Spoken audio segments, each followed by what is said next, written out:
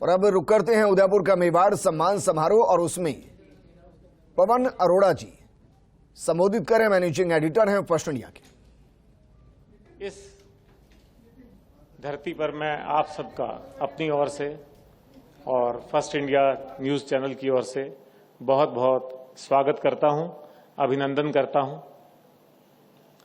आज ये बहुत ही सौभाग्य की बात है कि हमारे बीच यहाँ महामहिम राज्यपाल आसाम आदरणीय सबके प्रिय गुलाब चंद जी कटारिया साहब मौजूद हैं और आज के इस कार्यक्रम की शोभा और भी बढ़ जाएगी, क्योंकि ये कार्यक्रम कोई सामान्य कार्यक्रम नहीं है, बल्कि इस गुणीजनों की खान जो धरती कहलाती है, वहाँ के जो गुणीजन हैं, वहाँ के जो प्रबुद्ध लोग हैं, वहाँ के जो समाज सेवक हैं, वहाँ के जो शिक्षाविद हैं, जो यहाँ के विद्वान हैं, जिन्होंने तन मन धन से अपना जीवन समाज की सेवा में समर्पित कर दिया है, उनके सम्मान का कार्यक्रम है।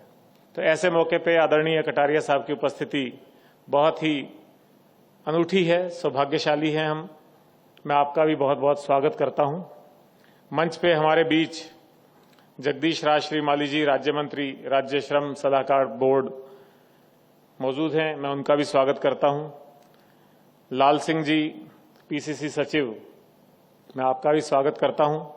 पारस सिंह जी उप महापौर नगर निगम उदयपुर, मैं आपका स्वागत करता हूं। मेरे दोस्त भाई अरविंद पोसवाल जिला कलेक्टर उदयपुर, आपका भी स्वागत है। और अनंत भी हमारी बहुत ही निकट पारिवारिक सदस्य की तरह हैं, उनका भी स्वागत करता हूं। साथ ही अग्रिम पंक्ति में यहाँ विराजमान सभी गुणीजनों का, जिनका आज यहाँ सम्मान होगा, उनका और उदयपुर के सभी माननीय नागरिक बंधुओं का, मीडिया के साथियों का अपनी ओर से स्वागत करता हूं।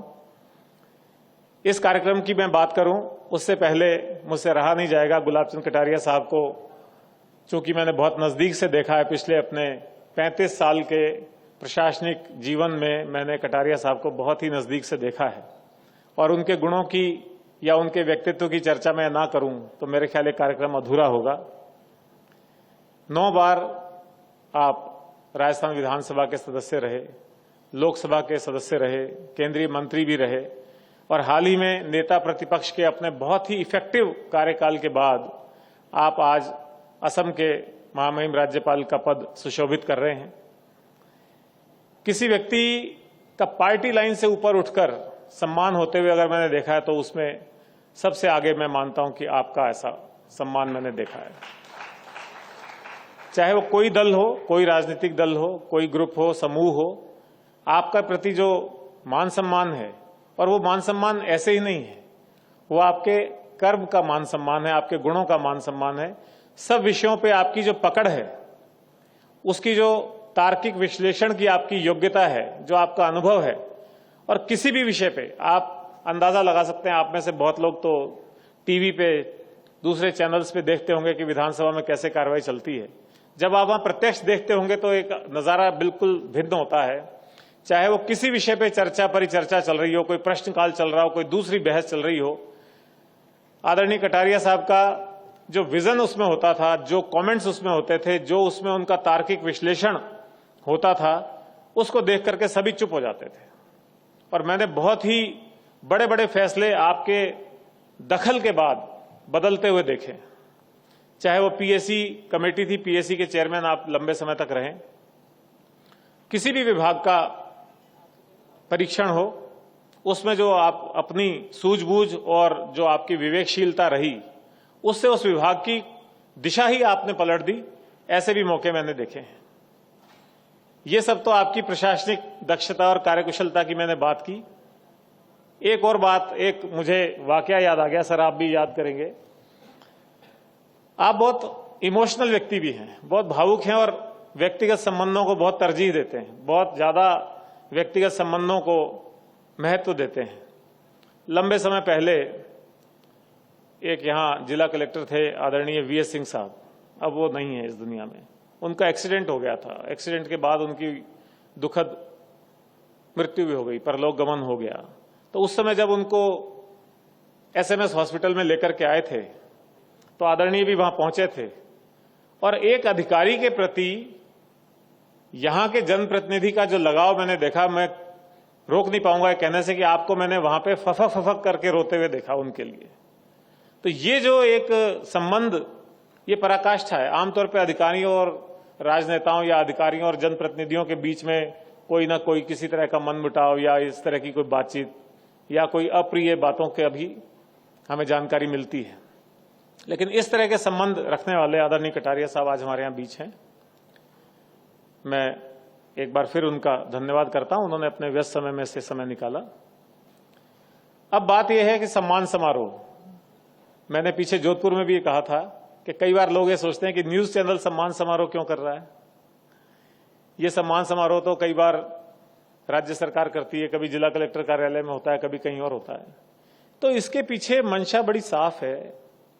हर चैनल की एक जिम्मेदारी है, न्यूज चैनल ऐसे ही नहीं चलाया जाता, उसकी एक सामाजिक जिम्मेदारी है, सामाजिक सरोकार है। और जिन लोगों ने अपना तन मन धन देकर के इस समाज के लिए काम किया है, उनमें प्रतिभा है, उनमें वो गुण है, तो उसकी जानकारी दूसरों तक भी पहुंचनी चाहिए। और उस जानकारी को दूसरों तक पहुंचाने का जितना अच्छा काम कोई न्यूज चैनल या न्यूज़पेपर कर सकता है, वो शायद वैसे हम उतना प्रसार प्रचार नहीं कर पाते हैं। साथ ही जिन गुणीजनों का, जिन प्रतिभाओं का, जिन योग्य महानुभावों का यहाँ सम्मान होता है, उनको तो मोटिवेशन मिलता ही है ताकि वो आगे भी इस फील्ड में और निरंतर लगे रहें, जुटे रहें, अपना बेहतर बेहतर देते रहें। लेकिन उसी क्षेत्र में काम करने वाले और लोगों के लिए भी ये एक प्रेरणा होती है, ये उनके लिए एक मोटिवेशन होता है कि इन लोगों ने इतना अच्छा काम किया तो उनसे हम प्रेरित होकर के हम भी इस समाज में अपना सहयोग दें, हम भी इस काम में आगे बढ़ें। तो इन सब बातों को लेकर के मैं समझता हूं कि आज के कार्यक्रम की उपादेयता अपने आप स्पष्ट हो जाती है। और मुझे बेहद खुशी है कि यहां आज जिन गुणीजनों का सम्मान होगा, उनका चयन बहुत ही पारदर्शी तरीके से और बहुत ही सभी पहलुओं को ध्यान में रखते हुए, उनकी प्रतिभा को, उनकी कार्यकुशलता को और उनके डेडिकेशन और समर्पण और त्याग को ध्यान में रखते हुए किया गया है। हो सकता है कुछ गुणीजन अभी भी इस लिस्ट में आने से रह गए हों, तो ऐसा कोई ये अंतिम कार्यक्रम नहीं है, ये एक निरंतरता है, ये क्रम निरंतर जारी रहता है। और आज जिन प्रतिभाओं का हम सम्मान करते हैं, हम उनको साधुवाद देते हैं। और आगे भी जो प्रतिभाएं हमारे सामने इस तरह की आएंगी, जिनका कार्य इस प्रकार का होगा कि उसकी पूछ आम जनता तक होनी चाहिए, वो आम जनता तक पहुंचना चाहिए और लोगों के लिए प्रेरणा बननी चाहिए, तो ये कार्यक्रम आगे भी जारी रहेगा। आप सब लोग फर्स्ट इंडिया न्यूज चैनल को इतना प्यार देते हैं, उसके साथ जुड़े हुए हैं, इसके लिए मैं एक बार फिर आप सब लोगों का धन्यवाद ज्ञापित करता हूं। और आज के कार्यक्रम में उपस्थित सभी महानुभावों का और आप सब गुणीजनों का, नागरिक बंधुओं का एक बार पुनः अभिवादन और अभिनंदन करता हूं। शुक्रिया, धन्यवाद। बहुत बहुत शुक्रिया। और पवन सर के लिए जोरदार तालियां एक बार प्लीज बजा दीजिए, क्योंकि सर के अनुभवों को हमने उन चीजों को मुमकिन करते हुए देखा है जो कि नामुमकिन थी, लेकिन अब क्योंकि फर्स्ट इंडिया उनके सानिध्य में और उनके मार्गदर्शन में है, तो उनके अनुभवों का लाभ हमें मिल रहा है। चलिए इस कार्यक्रम को आगे बढ़ाते